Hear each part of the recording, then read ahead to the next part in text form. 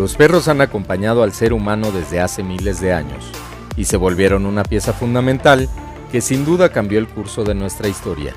Juntos formamos una alianza que ha perdurado con el paso del tiempo y sigue vigente en la actualidad. Ellos nos han brindado compañía, protección y lealtad incondicional, y a cambio nosotros los hemos cuidado brindándoles refugio y alimento. Pero también poco a poco entre ambos se fue creando un fuerte vínculo afectivo que nos volvió inseparables. Pero, ¿cómo se creó este vínculo tan especial? Hemos creado esta serie para narrar la singular y magnífica relación que hemos desarrollado con los perros y la gran importancia que han tenido para nosotros en diferentes ámbitos de nuestras civilizaciones. Prepárate para conocer la historia del perro desde sus orígenes hasta la actualidad y descubre por qué se ganaron el título de el mejor amigo del hombre.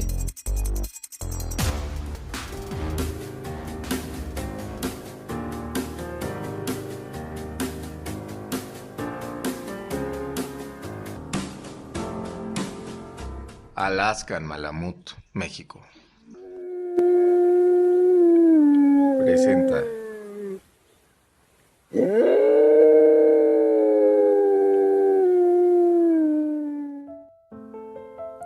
Capítulo 1. El origen de los perros. Para entender el origen del perro debemos remontarnos entre 20.000 y 40.000 años atrás, cuando los lobos vagaban libremente por la tierra.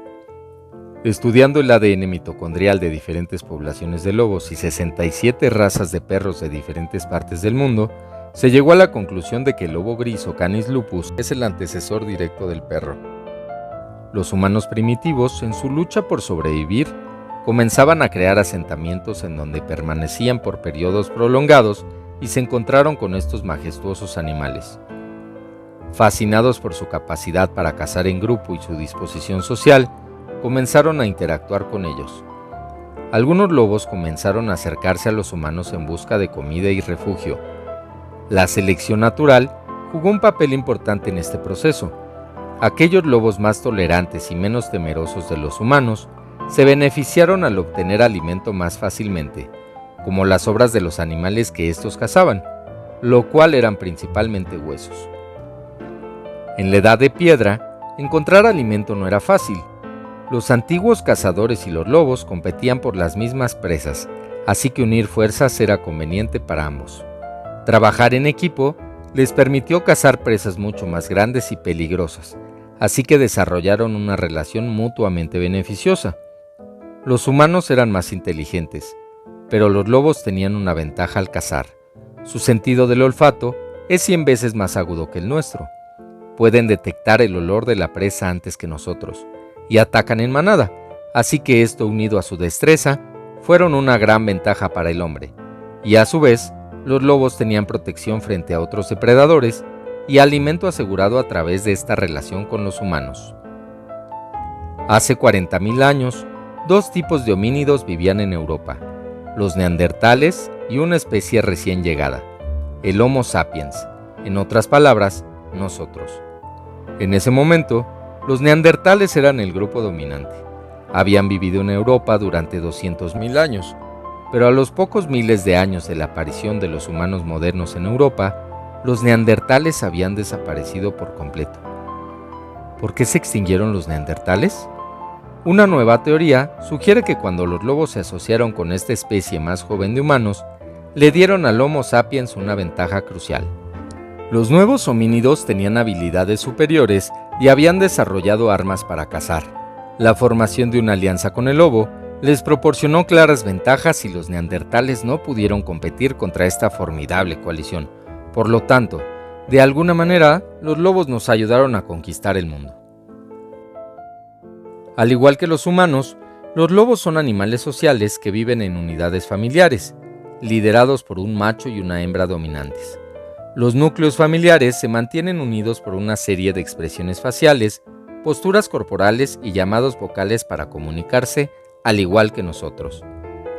A medida que los humanos se volvían sedentarios y desarrollaban asentamientos agrícolas, los lobos comenzaron a desempeñar diferentes roles según las necesidades de cada comunidad.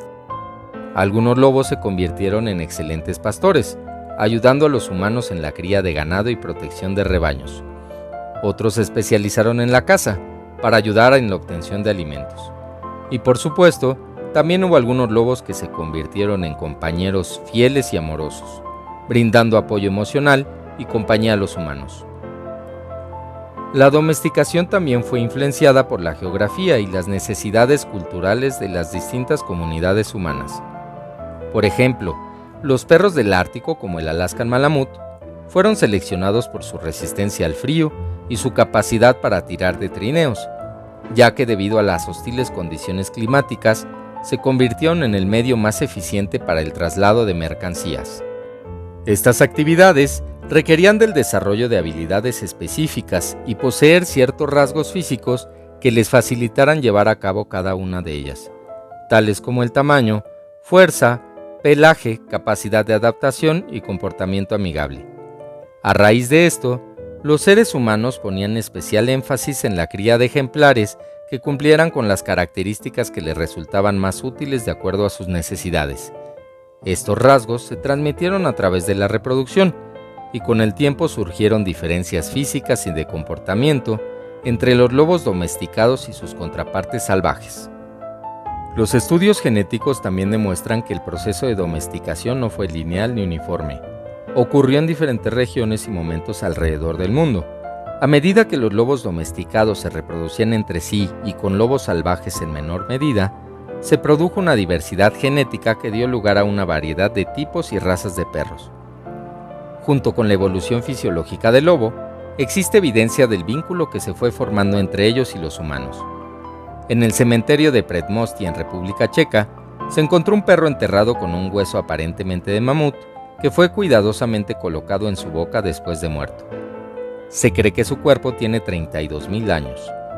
En Oberkassel, Alemania, se encontró el esqueleto de un perro enterrado junto con un hombre y una mujer. Un estudio de carbono 14 reveló que tiene aproximadamente 14.300 años. Otros perros de la antigüedad fueron hallados en cementerios de muchos lugares del mundo. El perro momificado de Tumat en Rusia tiene más de 12.450 años, y en Israel, en Malaha Natufian, se encontraron 12 personas enterradas. Una de ellas tenía su mano sobre un pequeño cachorro. Estos datan de más de 12.000 años. Todos estos hallazgos revelan que entre los humanos y los perros comenzaba a crecer un vínculo más allá de una simple relación por motivos prácticos. Un estudio publicado en Science Advances sostiene que los lobos primitivos podrían haber padecido el síndrome de Williams-Barre, una condición genética que propicia el desarrollo de hipersociabilidad. A raíz de esto, los lobos que comenzaron a acercarse a los humanos eran más mansos y presentaban una personalidad destinada a agradar. Por ello, tuvieron mayores posibilidades de sobrevivir al ser alimentados por los humanos. Gracias a esto, las características genéticas se transmitieron a las nuevas generaciones.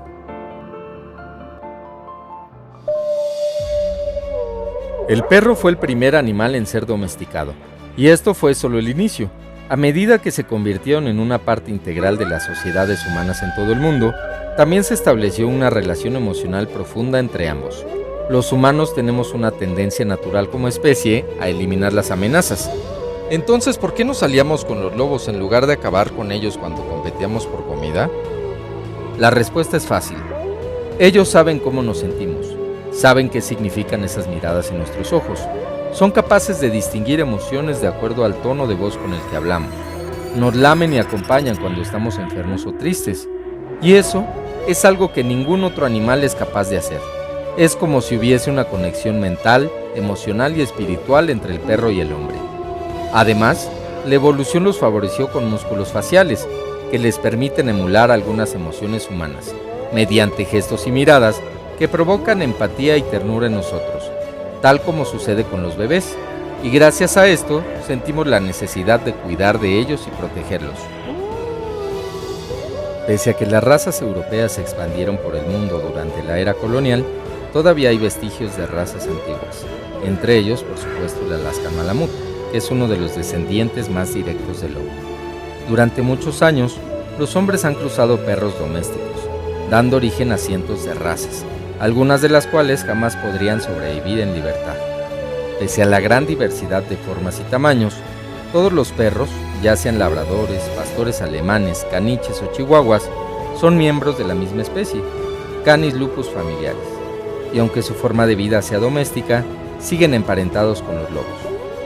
Los perros domésticos aún comparten muchos patrones de conducta con sus parientes salvajes. Tanto unos como otros defienden sus territorios y los marcan orinando en árboles, piedras, vallas y otros lugares. Estas señales informan a otros perros que ese territorio está ocupado por otro animal. Muchos perros también entierran huesos o sus juguetes favoritos, con la intención de guardarlos para el futuro, del mismo modo que sus parientes salvajes entierran a sus presas muertas para asegurarse un banquete más adelante. A partir de la domesticación, los perros acompañaron al hombre a cada paso. No te pierdas el siguiente episodio. Explicaremos el papel que jugaron los canes en diferentes culturas de la antigüedad. ¡Hasta la próxima!